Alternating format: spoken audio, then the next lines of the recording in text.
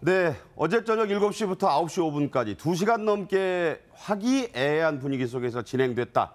이렇게 발표된 문재인 대통령의 취임 후 첫 여당 지도부 만찬. 건배사가 이기자였다고 하는데 이게 임종석 비서실장 작품이라죠? 그렇죠. 뭐 요즘 그 건배사 좋은 게 참 많지 않습니까? 그 중에서도 아마 제일 좋은 건배사가 이기자 이건 것 같아요. 네. 이런 기회를 자주 갖자. 원래 뜻은 이기자인데 풀어 쓴 거죠, 그러니까. 그렇죠. 네. 풀어 쓰면 이제 이런 기회를 자주 갖자인데 또 실제로 뭐 선거도 많고 여러 가지 면에 있어서 그런 데서도 이기자. 그리고 국정도 잘해서 한번 이겨보자. 뭐 이런 다양한 의미가 들어가 있지 않겠습니까? 그 이런 긍정적인 그 건배고 아마 좀 그 센스가 좀 좋았던 게 아닌가 그렇게 생각을 합니다. 네. 네, 자. 아까 말씀하신 것처럼 이기자라는 그 건배사로 시작한 어제 회동. 자, 무엇보다도 가장 관심이 많은 사안, 바로 장과 인산 청문회잖아요. 근데 이 자리에서 문 대통령이 이런 얘기를 했다고 합니다. 보시면요. 네. 자, 흠결 없이 100% 완벽한 사람은 없지만 최선을 다해서 국회를 설득하겠다라는 얘기를 했습니다. 자, 국회를 설득하겠다. 지금 논란이 있는 후보자들 많지 않습니까? 네. 이 와중에 반대는 있지만 국회를 설득하겠다. 네. 무슨 뜻일까요? 지금 이제 김인수 헌재 소장, 그다음에 김상조, 강경화 후보자 가지고 지금 대치가 여의도에서 이제 일어나고 있는 와중에 이제 처음으로 당청 회의를 했습니다. 만찬을 했는데 어쨌든 지금 뭐 문재인 대통령 입장에서는 빨리빨리 지금 당뇨들이 임명되면서 정권이 정상적으로 운영되기를 바라는 마음은 가장 간절하지 않겠습니까? 네. 하지만 현실적으로 지금 그 야당의 어떤 반대에 막혀 있기 때문에 이 돌파구를 찾는 첫 번째의 어떤 스텝으로 민주당 그 간부들과의 만찬을 통해서 이제 국회와 소통을 하겠다는 뜻인데 네. 어쨌든 지금 이 국면에서 가장 애가 타고 목이 마른 분은 뭐 문재인 대통령 아니겠습니까? 어쨌든 국회와의 소통을 강화해야 되는데 저는 뭐 어제 그 여당과의 소통도 좋지만 여당하고도 좀 직접 대통령이 이 좀 그 사과할 부분은 사과를 하고 5개의 원칙이 있지 않습니까? 네. 그 진솔한 소통들을 좀 하면서 야당이 뭔가 좀 국정에 협조할 수 있는 공간도 좀 열어주는 노력이 후속적으로 좀 필요하다 이런 생각이 듭니다. 자, 이 만찬의 주요 주제였던 것인데 오늘의 첫 번째 주제를 살펴보도록 하겠습니다.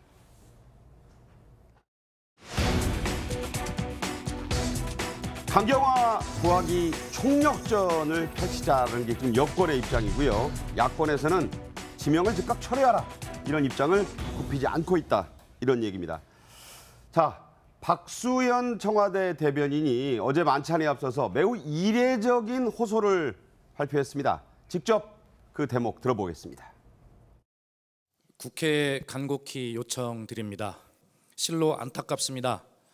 다들 아시다시피 강경화 후보자는 국제사회에서 검증된 인사입니다. 그는 간곡히 요청드린다. 뭐 아주 이런 표현을 쓴 것도 이례적이고 저게 이제 만찬 직전에 나온 또 호소문이었다는 점에서 그렇죠. 이게 이제 강경화 구하기다. 언론들 그렇게 쓰고 있어요. 그렇죠. 네. 아마 이제 대통령이 저렇게 발언하셨다고까지 얘기를 했어요. 그러니까 대통령이 네. 얼마나 간절하게 강경화 후보자의 청문 보고서 채택을 바라고 있냐 하는 부분들을 국민들에게 호소드리고 또 여야 의원들에게도 그런 표현을 쓴 거라고 저는 생각이 들고 이제 문제는 뭐냐면 강경화 후보자가 이제 외교장관 후보자인데 한미 정상회담이 얼마 남지 않은 상태에서 지금 만약에 강경화 후보자 청문 보고서 채택이 안 될 경우에는 결국 이제 윤병세 외교장관이 함께 가야 되는 상황이 되지 않습니까? 네. 그런 부분에 대해서 이제 상당히 곤혹스러운 부분이 있는 것이죠. 그렇게 하고 싶진 않은 거죠. 그렇죠. 그러니까 이제 한미 정상회담을 해야 되는데 본인이 임명한 장관이 아니라 전임 대통령이 임명한 장관과 함께 가는 것이 국민들 보기에도 그렇고 또 실제 그 카운터 파트너인 미국 정부 입장에서도 상당히 실질적인 대화를 하기가 어렵지 않겠습니까? 네. 그런 상황이라고 보면 이제 문재인 대통령 입장에서는 가능한 한 한미 정상회담 전에 좀 인사청문회가 좀 채택이 돼서 임명을 하고 같이 가는 것이 좋겠다 이런 뉘앙스로 말씀을 하신 것 같습니다. 예. 임명을 하고 같이 가는 게 좋겠다 이런 뉘앙스로 얘기를 했다 이렇게 말씀하셨는데 어쨌든 강경화 후보자 관련해서 야당의 반발이 만만치 않습니다. 그런데 어제 바로 위안부 피해자 할머니들이 지지 선언을 했습니다. 이뿐만이 아니고 각종 여성단체들도 지지를 하고 나섰는데요. 자, 강경화 후보자의 이런 발언들 때문입니다. 먼저 그 발언 들어보시죠.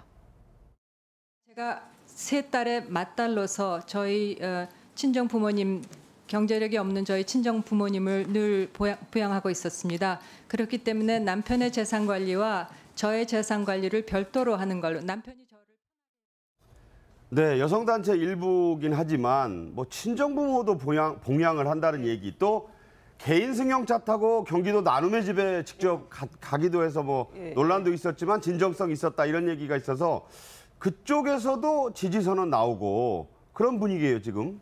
그러니까 이제 그 뭐 저 재산 얘기는 뭐 남편하고 관리를 별도로 하는 건 요즘에 그런 부부들도 많죠. 하지만 남편의 재산이나 뭐 부동산 관련해 가지고 아니면은 그 세금 관련해서 전혀 몰랐다라고 얘기하는 건 저는 관리와 몰랐다는 별개의 문제라고 생각하고요. 네. 물론 뭐 저런 이야기들이 지금 여성들한테 그 뭐 굉장히 좋게 들릴 수 있고 시원한 말로 들릴 수 있지만 그거는 외교부 장관으로서의 자질과는 또 다른 문제라고 생각을 합니다.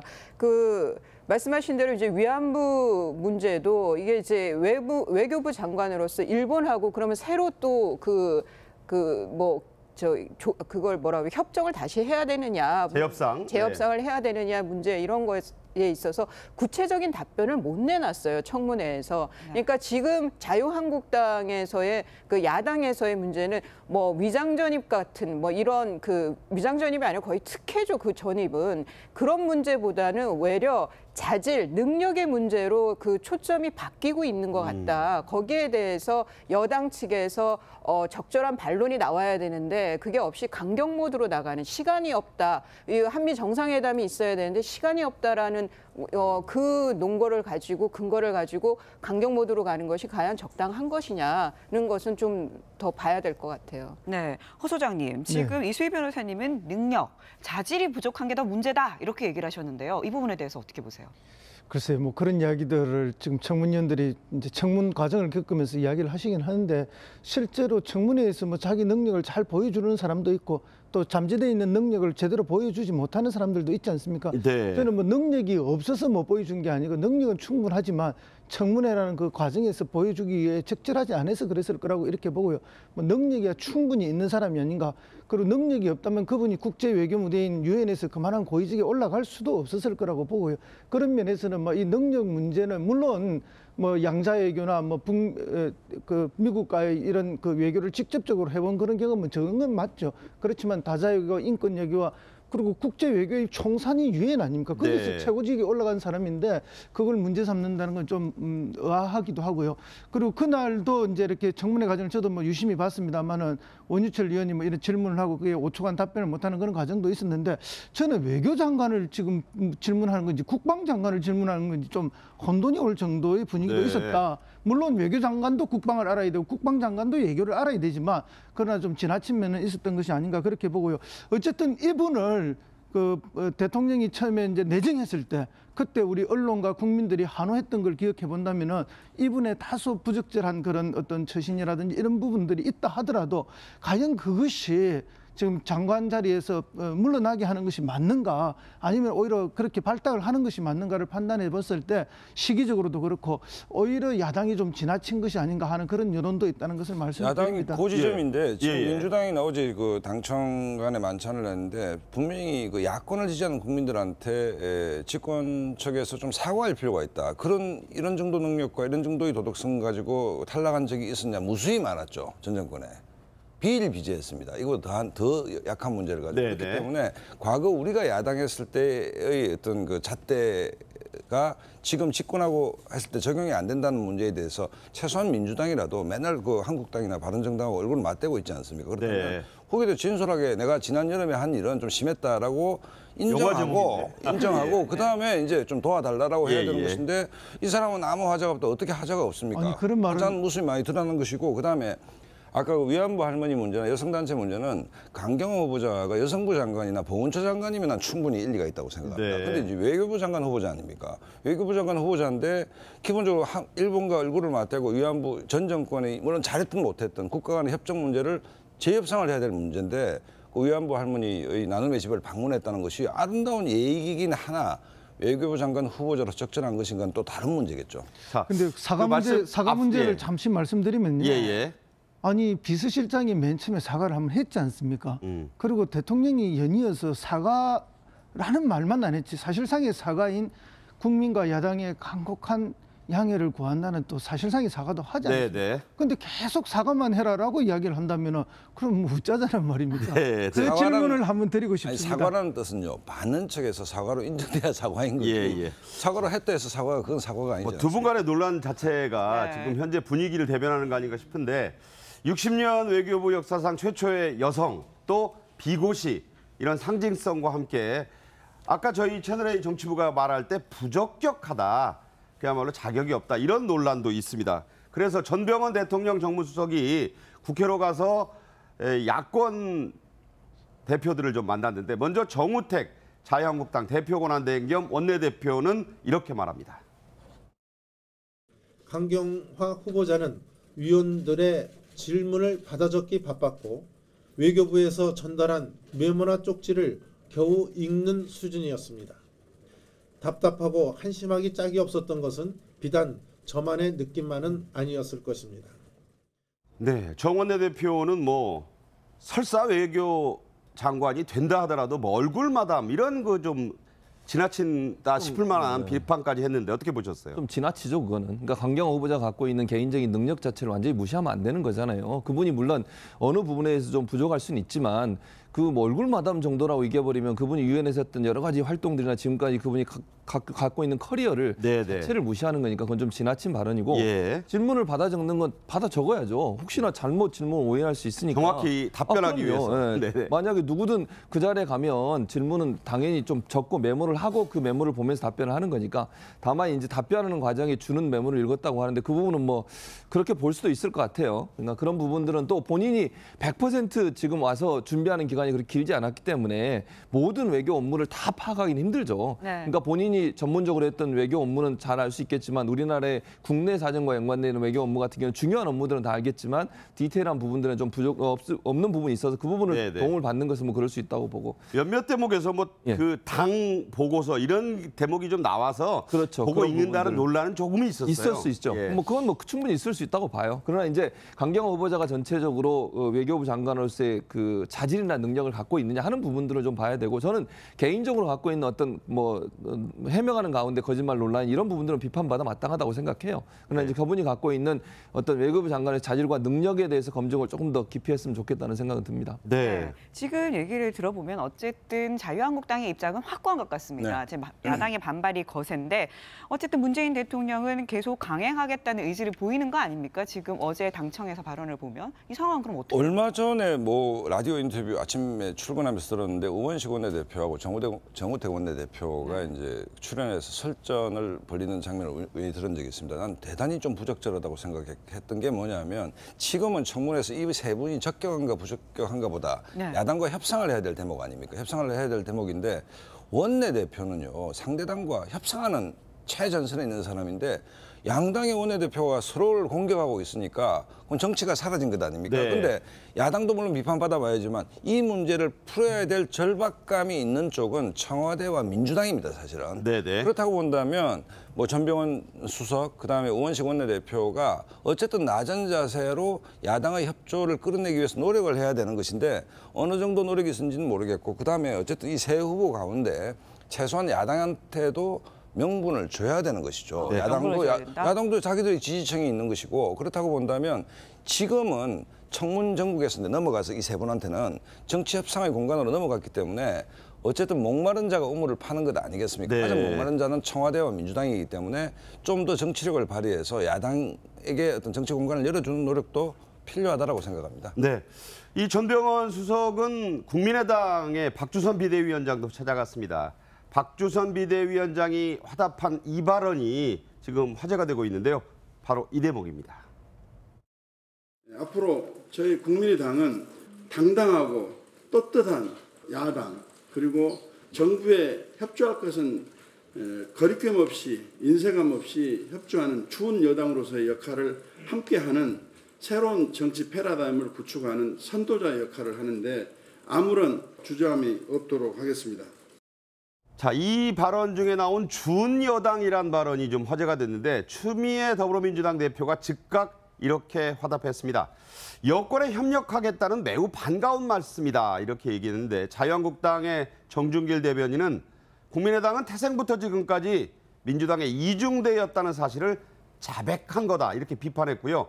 박지원 전 국민의당 대표는 그 이중대 발언은 바로 국민이 바라는 시대 정신에 따라 국민의 이중대가 되어야 한다는 말이다. 이렇게 해서 이게 화제가 됐네요. 그러니까 이게 준여당하고 이중대하고의 이 어감 차이가 너무나 큰 거죠. 준여당이라고 하면 네. 여당에 준하는 거면 우선은 좀 혜택이랄까요? 지위가 여당급이라는 거고 이중대가 되면 이제 그냥 무작정 쫓아가는 거고 뭐 좀 종속적인 관계가 되고 그런 건데 근데 이게 뭐 다르고 다른데 굉장히 그 어감 차이뿐만 아니라 실제 준여당으로서의 국민의당이 간다라고 하면은 여당이나 청와대에서 줘야 되는 게 있는 거잖아요. 네. 그러면은 그야말로 뭐 민주당과 국민의당 사이 안에서는 뭐 연정 비슷한 게 그러면 가능한 네. 건지 그런 뜻의 준여당이라고 말씀하신 건지도 궁금하고 뭐 하지만 자유한국당 입장에서는 민주당 이중대로 비칠 수밖에 없는 거죠. 저렇다 그러면. 그런데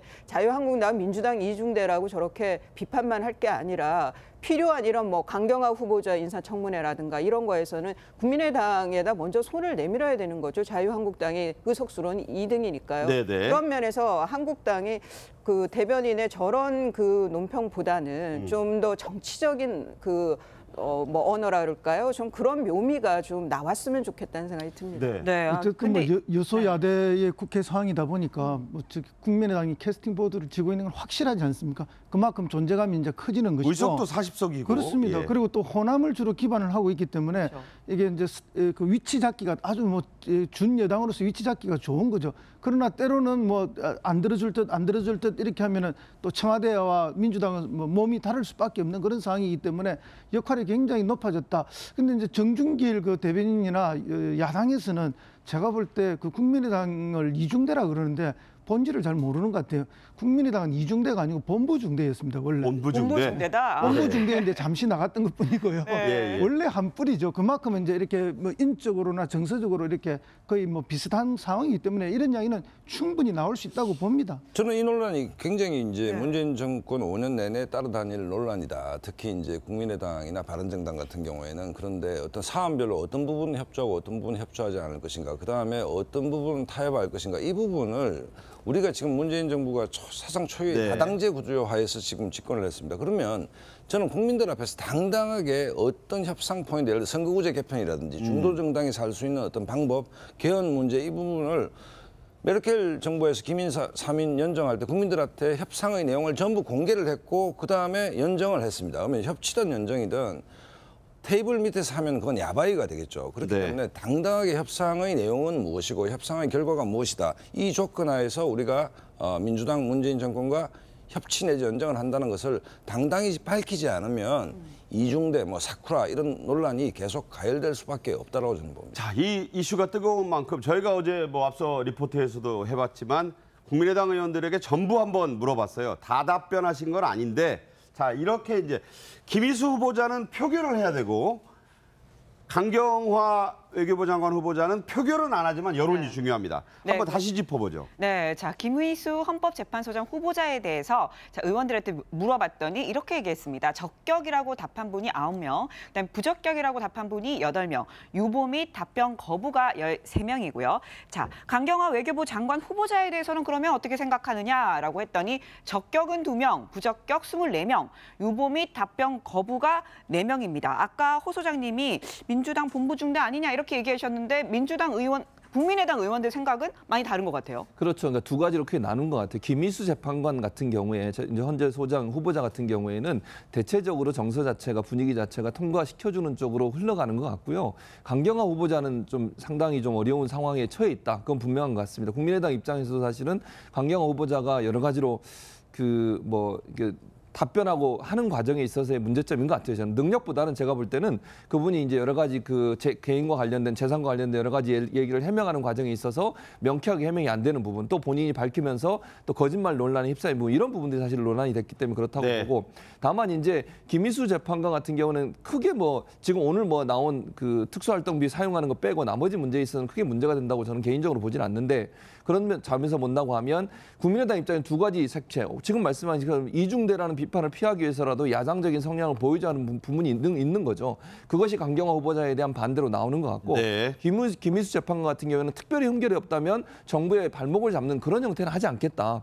그게 이제 국민의당의 정체성 같아요. 중여당이라는 성격이 분명히 잘못된 것에는 채찍을 강하겠지만 뭐 크게 문제가 없다고 하면 정부에 협조하는 틀을 취하겠다고 하는 이 두 가지 생각을 보여주는 모습이 아닌가 하는 생각이 듭니다. 자, 문재인 대통령이 이제 모레 국회로 직접 가서 일자리 추경, 이 추경에 대한 시정연설을 하는데 이것 자체도 매우 이례적입니다.